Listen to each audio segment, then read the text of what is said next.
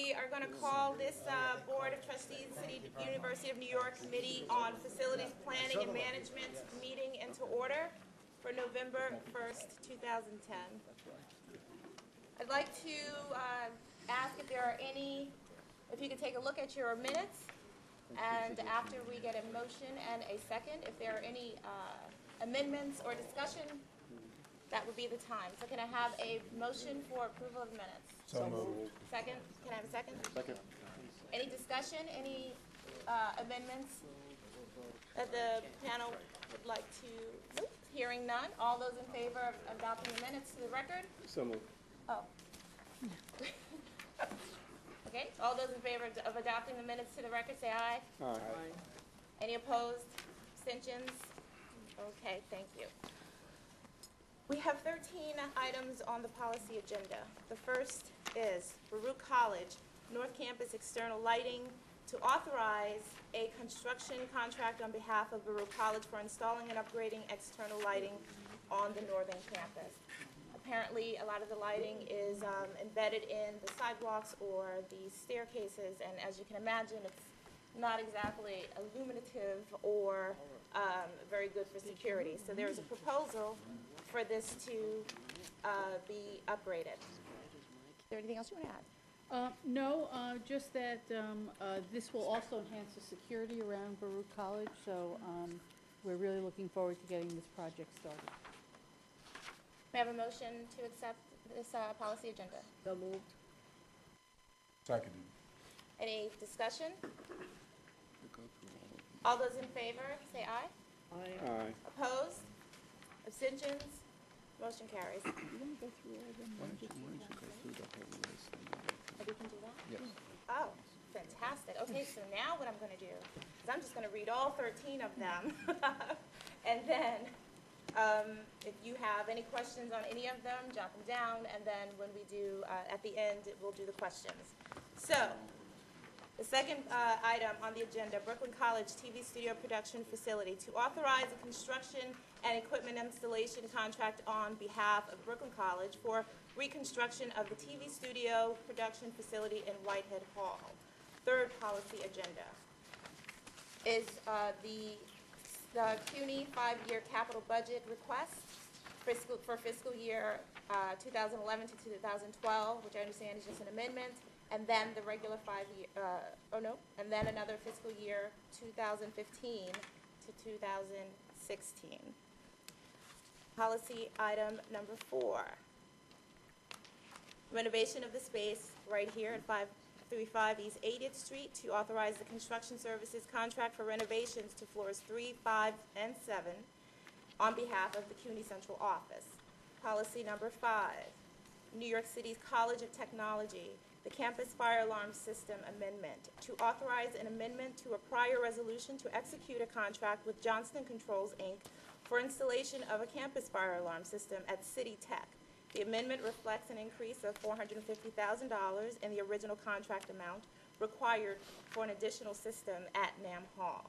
Policy agenda number 6, New York City College of Technology, new academic building amendment to authorize the execution of a consultant contract with Perkins Eastman for design and construction-related services required for the new academic building at City Tech, and to authorize an amendment to a consultant contract. Policy item 7, Queens College, electrical distribution system upgrades, to authorize a consultant contract with O'Brien and Gear for professional design and construction-related services for upgrading and modernizing the college's electrical distribution systems. Policy item number 8, Queens College, Louis Armstrong House Museum Visitor Center, to authorize the design by Caples Jefferson Architects for a new visitor center across the street from the Louis Armstrong House Museum in Corona, Queens. Policy item number 9, Queens College, Rosenthal Library renovations Phase 1, to authorize a construction contract on behalf of Queens College for Phase 1 renovations to the Rosenthal Library. Policy item number 10, York College, Academic Village and Conference Center, to authorize a consultant contract on behalf of York College with Enid Architects for design and construction-related services required for construction of the new academic village and conference center at York College. Policy item number 11, City University of New York, extension of lease agreement at 8756 Sixth Avenue. To authorize a 15-year lease extension for premises currently being used to house administrative functions of the CUNY Central Office. Policy item number 12, the City University of New York, a new lease at 104 East 25th Street on behalf of Baruch College to authorize a 15-year lease of premises to house all of the college's administrative functions. And policy item number 13, City University of New York, an amendment to prior resolution authorizing the lease of space at 205 Hudson Street on behalf of Hunter College, and to authorize the addition of the 4th floor to the terms of the lease. May I have a motion to?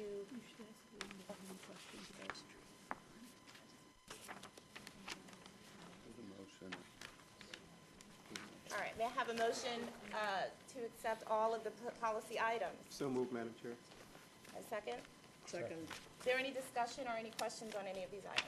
Yes, is there anything different about I have two items. One, on item 8, B8, is there anything different there in terms of the Louis Armstrong Center regarding No, the it's, design? it's just that we have all the money in place now, so we can move forward. With this last budget cycle and, for the New York City budget, we got the money that we need, so we're moving forward with the project. Okay, thank you. And then the other question that I have is concerning the item B4. When will this begin and finish in terms of the renovation of the central offices? We hope that it will start maybe January, February with any luck, and it shouldn't take us that long to complete the renovations. My guess is 8 to 9 months, because the biggest issue is asbestos removal, but we're not moving any walls or anything like that, so it shouldn't take that long. Okay, thank you. And then the last item, Madam Chair, is B2, if it's still okay for me to ask questions. Absolutely. That concerns the Brooklyn College TV studio. Yes. What will be done? How are we going to be updating that? There hasn't been anything done to this studio in 20 years. As we can all see, technology has changed tremendously in the last 20 years. And so we will be buying digital and high-definition equipment, and we're going to upgrade the infrastructure so we can accept this new equipment. So this is going to be a new generation for the lab, for the TV studio at Brooklyn College. And it's also Would going to that- be brought up to code for the standards for today. Oh, good. That will enable us also to do teleconferencing? Would I that, don't know. would that be I a don't part of think this or so. no? I don't think so. It's going to be a TV studio, not a Just TV, teleconferencing. Just a straight TV TV studio, studio. just TV studio. Okay, good. Thank you very much. I think there are other facilities on the campus that you can do teleconferencing, so I don't think this is. Okay, We're doing a teleconferencing project between the campuses also, but that's not this. okay. Because that could enable us to, facilitate communication throughout, the With the system. teleconferencing, yes. Yeah, So you yeah, if wouldn't we have were to able to read it- upgrade right. systems that had that functionality. So, yeah. Again, that has changed also in the last Yeah. few years. Okay. Thank you very much, appreciate it. Are there any other questions, or, yes? Michael? Yeah, I had a question about B10, the York College Academic Village. Am I reading this correctly? Is it $9.5 million for design or Yes. for design services? The design services are rather costly, because you're going through the space planning, and then the architect is doing, all the work, and then the feasibility of the design. So there's a lot of sub-consultants that work for the architect. At the end of the day, this can very well be a $160 million building. So this is a typical percentage of that type of project. This and that's covers like- also, in other words, construction management and their No, or well, doesn't? it's their construction, it's their involvement Right, during during construction, construction. again. This is all pre-construction. But what we're This is all talking, pre-construction. yes. Okay, a lot of money. Well, architects are worth it. Yeah. You get good, you get good design. It's 160,000 You basically get what you pay for. Right, exactly. Whether it's a good architect or a bad architect, you're gonna pay the same amount, so Something's wrong with business. you might as well get a good architect. And by the way, Ennead is the old Jim Polshak firm, and for those of us who were at the event, they designed the new building at Medgar Evers, which was a truly spectacular building, and they just finished a Roosevelt House for Hunter College. So they have done work for the university before, and really spectacular work for us. Are there any other questions or comments or concerns? Hearing none, I will accept a motion to adopt these resolutions. So moved. Second. All right, all of these items have been adopted to our plan. Great, thank And you. now we'll turn it over to the Vice Chancellor. Did you want to vote? This one, Oh. vote, Sorry. All those in favor say aye. aye. All those opposed? Abstentions? Okay. Now I'll turn it over to the Vice Chancellor, and she'll talk about our presentation. We have today two presentations, one on the capital budget for CUNY, and the second is we'll be doing a presentation on the Kupferberg Art Center out at Queens College. But first, I wanted to take you through the capital budget presentation. In your piles, you have two packets. One is entitled Major Construction Status, and I ask you at your leisure to move along, to look at these items. In the last few months, we have had a great surge in terms of the progress of many of our projects that are in construction. And if at the end of the presentation you have any questions about any of these projects, I will be more than happy to answer them. The second packet is the overview of the capital budget, and I just wanted to take you through very quickly what we are proposing and the issues that we are dealing with regarding the capital budget. As was noted by the chairwoman, the capital plan covers a 5-year period. It's 2011 through 2012, and then 2015 through 2016. This will be not only the request that we make to the state, but as well as the request that we make to the city regarding Reso A money for the university. And a lot of this presentation is really going to talk about the budget vis-a-vis what's going on with the economy and how this is affecting CUNY and its 10-year plan. So very briefly, in our 5-year plan, our request is $5.6 billion for the university. $4.3 billion is for our 4-year schools, and $1.3 billion is for our community colleges. And we are going to be requesting $95 million of Reso A money for the next budget cycle. And I just want to point out that we were very fortunate last year. We got about $57 million worth of Reso A money from the city, and particularly for the community colleges, that was very helpful because we were able to match it with state funds and really. Reso A is the money that's appropriated by the council as well as the borough presidents. And we typically go from borough to borough. We meet with the city council delegation as well as we meet with the borough presidents. Our requests are actually prioritized, and we try and deal first and foremost with our existing projects, as well as we have a few limited new initiatives that we try and get through each year. We have going on some very important initiatives which we will really need to keep funding as we go forward this year and next year. First and foremost is our critical maintenance projects. As this committee knows, we've been getting $284 million a year for the last 3 years for critical maintenance.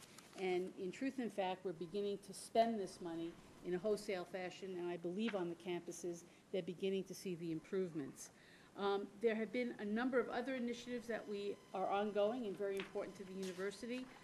Number one is CUNY First, and that's a project that I know is near and dear to Alan's heart, but we are really beginning to see a tremendous amount of progress and a tremendous amount of cash being spent on this project. And last but not least is the Decade of the Sciences. We have 10 major construction projects going on all over CUNY, and the majority of them are science-related. And again, if you look at in the major construction project pamphlet, you'll see many of these projects which are in construction now. Our capital spending has not been untouched by what has gone on economically, both in the country and in the state. And I want to take this opportunity to go through with you some of the restraints that we're beginning to feel vis-a-vis this economic downturn.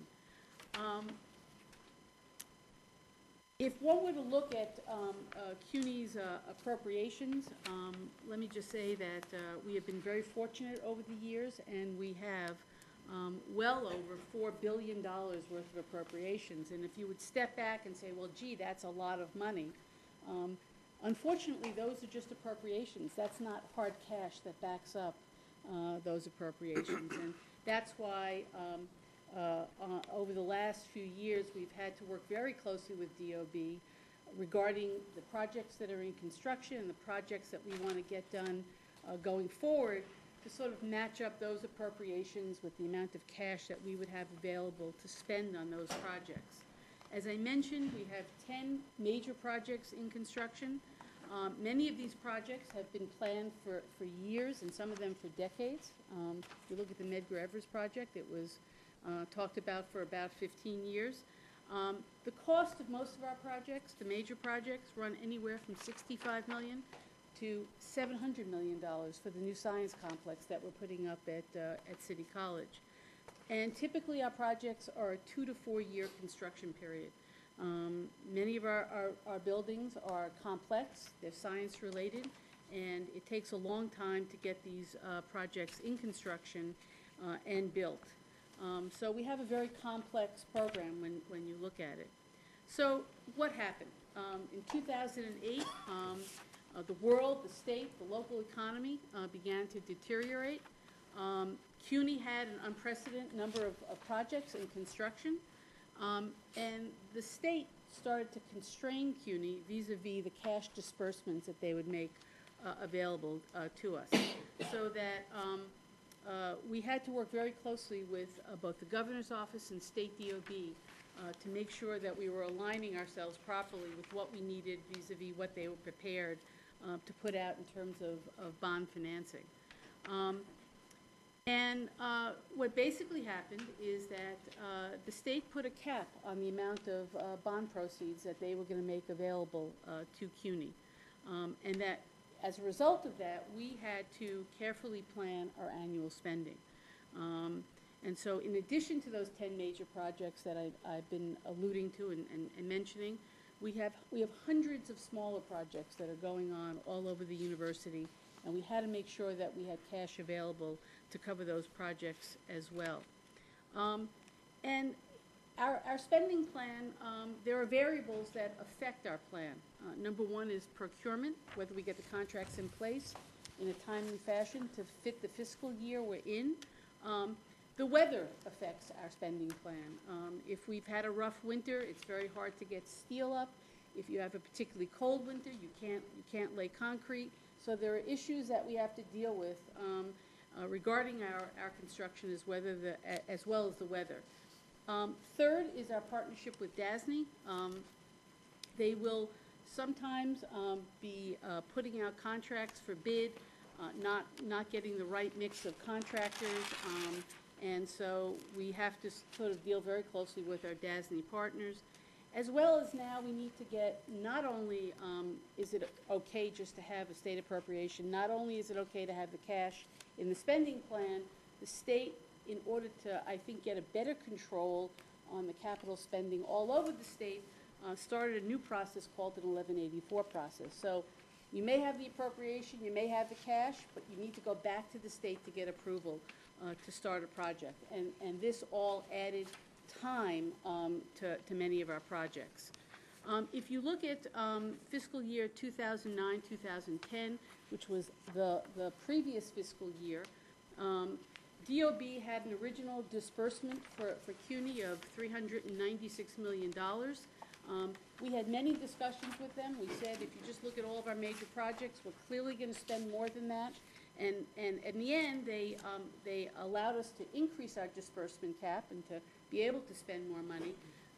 But as I mentioned, because of weather and procurement and the 1184 process, we fell short last year of spending the amount of money we should have spent, and we came under our cap by about $129 million. Does that roll over? It did not roll over. That was one of the issues. State recaptures it. That's right.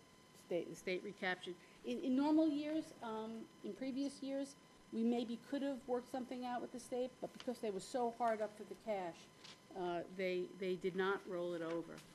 If you look at our 5-year cash flow plan, you'll see that this year we project that we're going to spend about $668 million. The state is carrying a number of $645 million, so we're over by about $22 million. I feel pretty confident that with all the issues that we have to deal with on a lot of these major projects, that we probably will come in at the 654 number, and we'll be able to work that out. And then just going out over the next 4 years, you'll see that next year we plan to be over by about $86 million, and this is a number that we're really going to be looking at very closely, and when the new administration comes in, we will be having conversations in earnest about getting that cap lifted so that we can spend that additional $86 million. And then 2013, 2014, 2015, I mean, those years are so far out. Although we're carrying numbers for them, they're not here yet, and we'll deal with them when we get a little bit closer. So again, one of our concerns, of course, is for next year, and we will be, as I said, working very closely with State DOB to make sure that that number, or that cap, gets lifted. And I just want to point out that both this year and next year will be a huge cash generator for CUNY. We have so many major projects in construction: John Jay, ASRC, Fitterman. Just to mention a few, the Hunter School of Social Work. There's a lot of cash going out, and we and the staff are closely monitoring that process. So next steps, what are we going to do? We're going to work very closely with the new governor and his staff to familiarize them with what's going on at CUNY, the construction we're doing, and really the economic development element of all the construction that CUNY does. If you total up all of our projects, there's something like 3,000 construction workers that work on our sites, and for every construction worker you see, there's an additional 4 staff people who work for architects and engineers in the back office to make those projects happen. So that is a very, very large number of people that are employed by our capital construction program. And the last thing that we're going to do is that we're going to carefully analyze our program, and to the best of our ability, we're going to manage that program so that this year and next year we're able to make our numbers.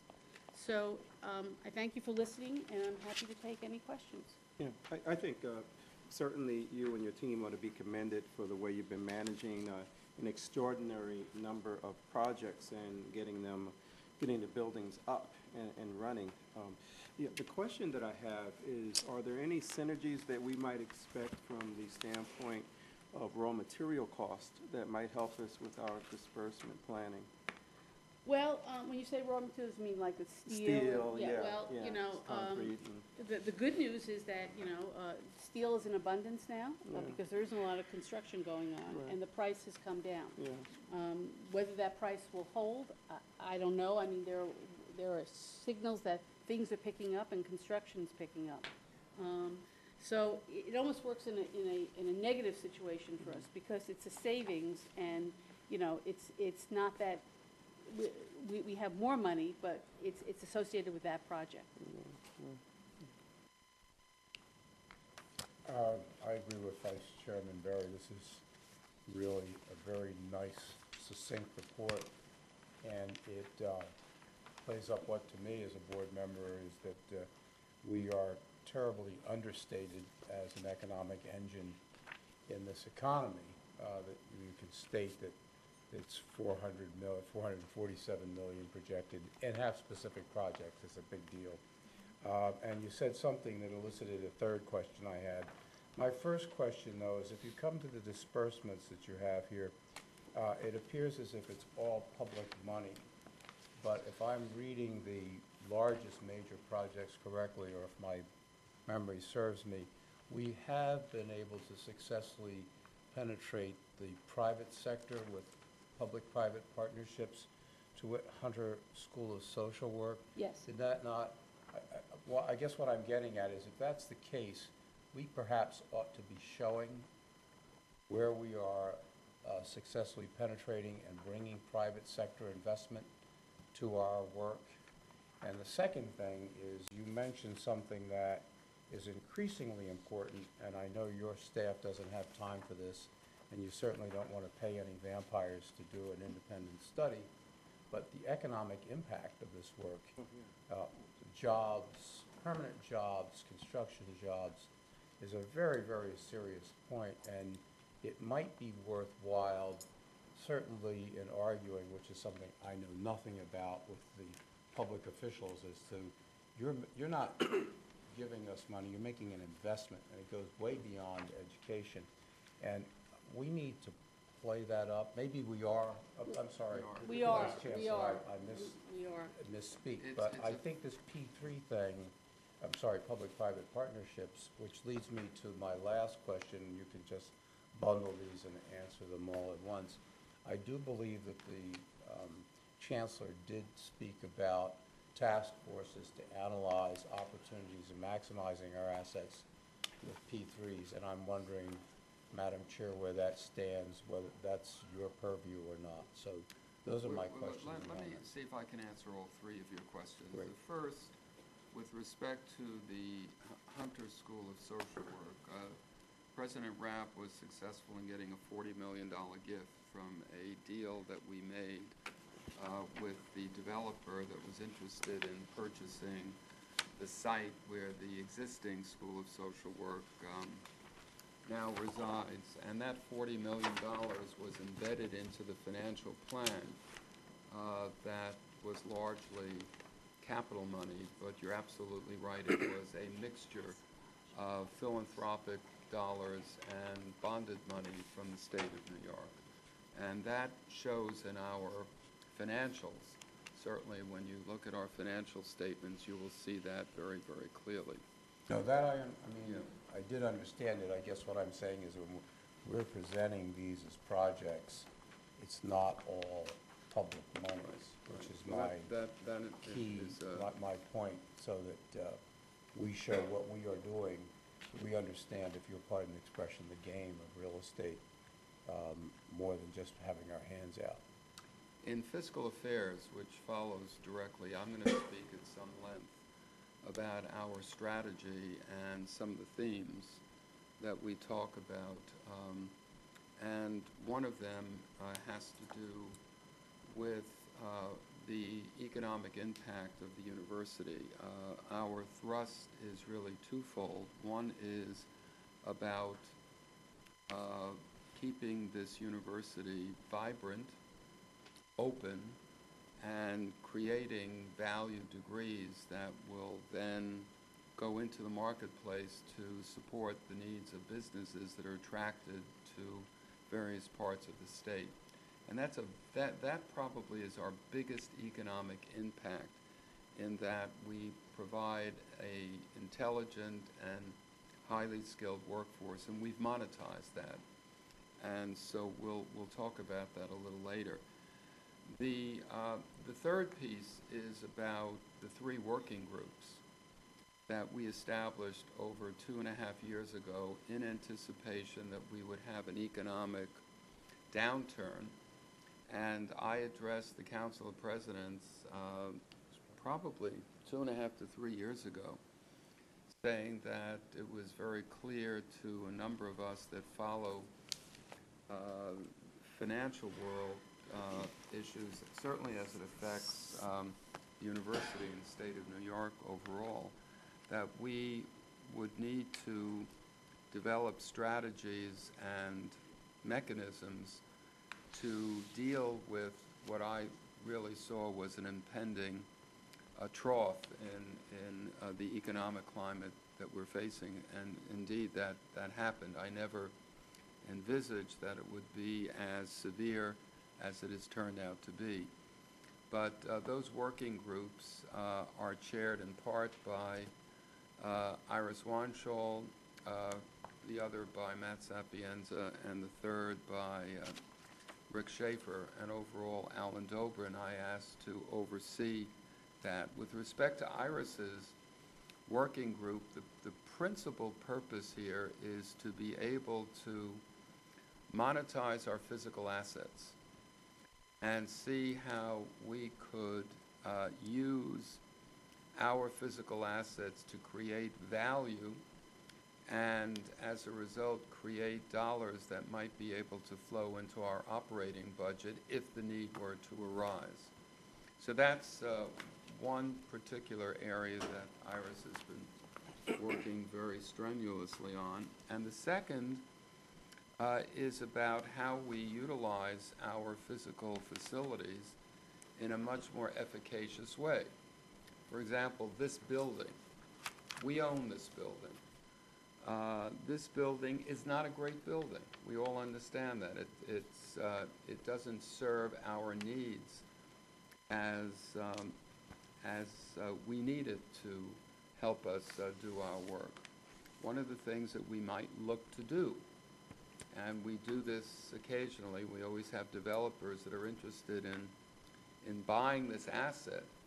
If we were to sell this asset and then use those proceeds to find a different facility for the central office. I mean, that's one area that we're looking at. Another is when John Jay vacates North Hall.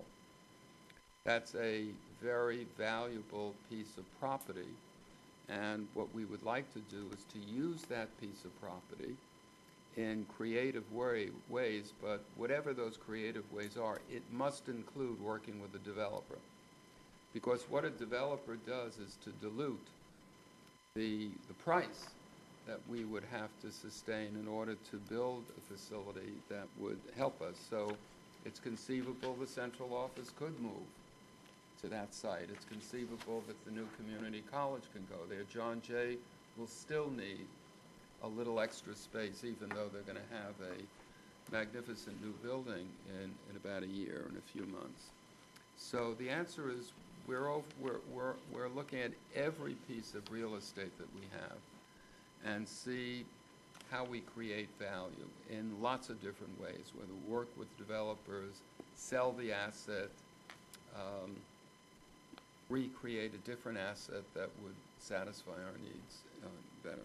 I assume by sell the asset you mean a long-term lease, so we always have the, Yeah, Could be well, yes, it could either be a long-term lease or we can purchase another piece of property. Probably it would be the former, but these are all subject to what the marketplace, how the marketplace presents itself at the time. is Hunter, the School of Social Work, and that transaction from Fifth Avenue to 119th, is that a model of sorts, a prototype in your mind? Well, this was a developer No, that was interested in this particular property. It's a great piece of property on 79th Street between Lex and 3rd. Park and Lex. Even better. And a developer looks at that School of Social Work and sees condos. Or, when the market turns around, we know that commercial real estate is really starting to have a rebirth. Residential is still lagging behind, but at some point that's going to be a very valuable, and he saw that. And we knew that the School of Social Work, and President Rapp would be, calling me on a regular basis, we need a different facility. And Iris went to work. She made the deal happen. As a result, President Rapp got a $40 million gift, which was a very nice gift, and we were able to build a fabulous new facility in a more appropriate area of town for the School of Social Work. And for less than just pure public monies. And for less than, we basically leveraged private money against public money. And I guess what I'm saying is that while not every site is at Park Avenue and 79th, we have that same opportunity for leverage in some of our other assets, Like this one. And North Hall. and North Hall for sure. The downside Sorry, is it would be we're great taking if we had even more buildings, but we don't. We're landlocked, so to speak. One of the real problems that we have at CUNY in our capital world is that there's no space. We don't have a lot of land in the existing inventory of physical space that we have at CUNY. Do we know how much air rights we have and if they're transferable? I'm On gonna this stop. building? I'm stopping. I It's apologize. fine. I'm taking too much time We here. do have air rights that can Oh, be. that's where I was headed. We yeah, have we air do rights have air here, rights. and we have a tremendous amount of air rights at North Hall. Those numbers I know. I'm sorry? Here they're limited, North Hall they're considerable. Yes, there's 1 million square feet of them. We do inclusionary housing. That's a lot of That could be a developable very square big deal footage, for us. right. The numbers boggle. I apologize. No, thank you. Thank you very much. Thank you. Are there any other questions? Good report. Great report. Thank you very much. So, last week was a great week for CUNY. It was a phenomenal week, actually, for CUNY. Number one, we closed on our law school deal, and now the law school will be moving to Long Island City, and it was a great moment for us to be able to accomplish that. And they'll move in record time to a first-class facility. We also had a topping off ceremony at Lehman College for their new science building, and now all the steel is up, and we'll start to see the skin of the building go up. So that's really phenomenal. And also last week, we had a groundbreaking at Queens College on the Kupferberg Center, which is a number of arts buildings on the campus that are going to be remodeled and brought up to the next century in terms of their use. And we have the architect from Wassa Associates, who was selected by the university to do the Kupferberg Arts Center, and he's going to give us a brief overview of the project. Oh, his name is Marty Capel. Yes, I could have done that. Oh, that's okay. I'm going to sit here and take the controls. The Kupferberg Art Center, for those of you who don't know it, is comprised of 5 different venues on the Queens College campus. They include the Coldin Auditorium, Goldstein Theater, the Coldin Amphitheater, the LaFrac Concert Hall, and the Godwin Museum. And here you can see, which is hard to see at the scale, is that they are all more or less in different buildings that are non-contiguous, built at different times, different styles. And part of the issue that we were brought on board to do was one, as was stated, to kind of upgrade the facilities themselves, but also to, to bring a cohesiveness to these disparate buildings, to make them identifiable as a center and as a brand, and to make them more visible both to the campus and to, let's say, people driving on Casino Boulevard or Long Island Expressway, Horace Harding Expressway. So in other words, to do something that has multiple purposes to make the place a better facility for performers and for audience, and at the same time create the real sense of a center on the level of Lincoln Center in a way where there's a certain cohesiveness between the buildings. The cohesiveness, what you're looking at on the screen now are the 5 venues themselves. On the upper left-hand corner is the Godwin Museum, which is primarily an interior renovation. On the upper right is the entrance to the LaFrac Concert Hall, which extends into the building and takes the language of the Kupferberg Center, which we'll discuss a little bit with you, and brings people in and also announces the fact that there's a component of the Kupferberg Center within that building.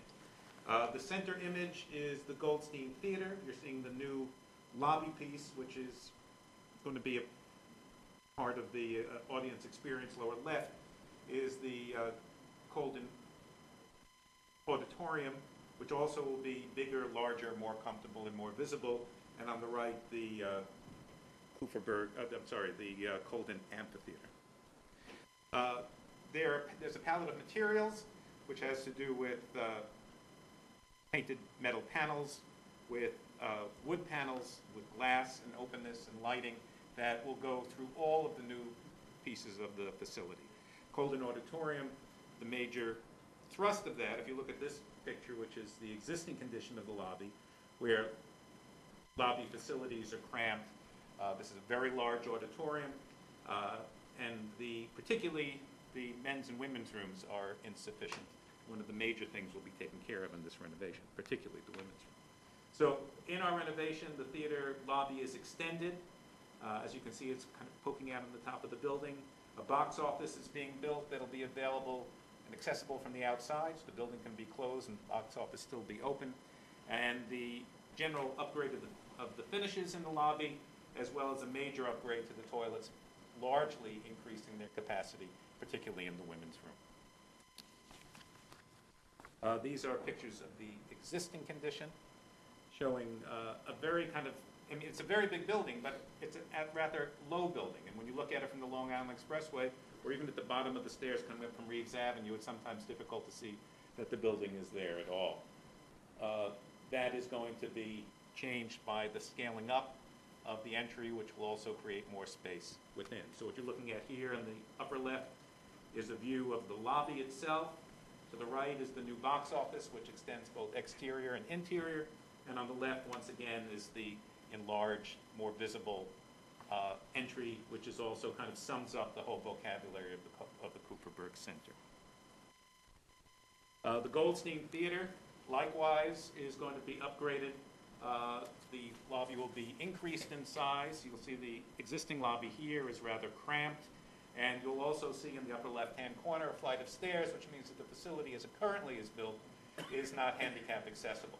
So one of the major things that's going to tie the whole center together is a large amount of landscape work. And whereas buildings are currently reached on different levels, necessitating things like stairs and difficulty in entries, particularly for people handicapped or older, we are going to be changing the contours of the space, leveling it off so that the three main venues, the Left Rack Concert Hall, the Coldin Auditorium, and the Goldstein Theater, will all be accessible from the same plinth, landscape plinth, which is going to be more or less level as it goes through the entrances to those three. So we can see again here, they're very small ladies and men's rooms, very short on audience amenities, but the new plan will have the enlarged lobby to the left, seriously enlarged bathroom facilities, as well as some backstage facilities, which will include enlarged dressing rooms, a new green room, enlarged costume shop. And one of the other things in Goldstein, we're going to improve the actual theater technology by adding a electric winch assisted counterweight system for movement of scenery within the space. Similar issues with the Coldin Auditorium. You can see here in photographs of the Goldstein Theater, a rather squat and not particularly visible entry, and rather old and tired interior. And again, we're going to address it in the same way, in the same vocabulary as the Coldin Auditorium. Upper left was a view of the new lobby. On the right is a view of the lobby looking back towards the box office and the entry. And the view on the bottom is giving a general view with a new handicap accessible ramp, which will feed into the landscape plinth that's the entryway to most of the major venues. The Left Rack Concert Hall, as you see, the material palette, the materials that we're using are being extended out from the inner atrium of the building to say that this building is in fact part of the Kupferberg Center, and to kind of create that, the continuation of the brand and the identity. The existing lobby is in an atrium of the building that has some serious concrete planters in it that currently felt to impede the use of that space, so that the new plan is opening that up, getting rid of the planters, and creating a new central meeting and mixing space within the atrium of the building. Again, views of the existing condition on the left, you see the concrete planters, which make the use of the space difficult. The existing entry to the building, which doesn't really call attention to the performance venue within, and looking at the current lobby, which is more school lobby than venue lobby, which we're trying to deal with in the design of the project. So the proposed condition, if you're on the upper left, if you're in the atrium, you're looking towards the LaFrac Concert Hall. There is, in fact, what amounts to a new marquee within the interior of the building, locating that. If you look at the upper right, it's the entrance to the building that you saw before. And at the bottom, the lobby now leads to a series of signs and directional devices which make the front of the building and the exterior more continuous and more easy to read and travel through as you go to the concert hall. This is the Godwin Museum. In the case of this particular part of the venue, we're doing very little to change the footprint of the plan of the building. What we are doing is changing the finishes, reconfiguring the front of house, the office, concession, information, coat room area, and upgrading lighting and the ability to mount shows. This is existing condition, and the new condition in which we are increasing wall area, increasing lighting, and generally upgrading the finishes of the building. This is the amphitheater. So this is a very seldom used space right now because of limitations in terms of handicap accessibility and also the configuration and kind of audience friendliness of the space. We're upgrading that in both cases and creating handicap accessible viewing positions, increasing the visibility through signage and landscape to the outside of the complex. This is the existing condition. As I said before, two of the major ways that we're actually going to create this new brand, this new visibility to the building is through landscape and through signage. These are the landscape plans, and in the plan on the left you can see the areas which will now become the kind of central terrace serving all of the major venues of the building. The images on the right show the new landscaping and new images of how the complex will look from the street. Signage, again, will be used throughout the complex to tie it together and to reinforce the issues of identity for the center. And that is the design. Are there any questions? I just have a comment. First of all, I think it's great that you are unifying all of the disparate operations, so that way we have a recognizable brand. I mean, I think that's going to be very good, and it's going to really help us out from the standpoint of programming, there on the college. So that's great, and also the fact that the ADA compliance is in place is great because it allows for equitable participation, from all students and also others who want to come there. So I really like how you put all of that together. And the ADA stuff, actually, it's a very utilitarian thing that needs to be done, but what it did was create an opportunity for us to tie the buildings together using landscape. So something that could have been just, I'll put a ramp there, created through discussions with the university and the users, an opportunity to really make a difference. And it's nice when that happens. Yeah, no, it is. And Charlie pointed out about, leveraging private and public dollars. Kufferberg family was very generous in terms of giving a gift toward this project, and that helped us to not only leverage state funds, but we got money from the city council as well. So we have state appropriations, city appropriations, and we have a private gift in this instance, which really made the project happen. I mean, if we had, thank you. I mean, if we had graphs showing, we could show the private dollars and how that is increasing over time. I think So it's Show the great. leverage point, too. I We just will think do I think it's a remarkable shift. Thank you.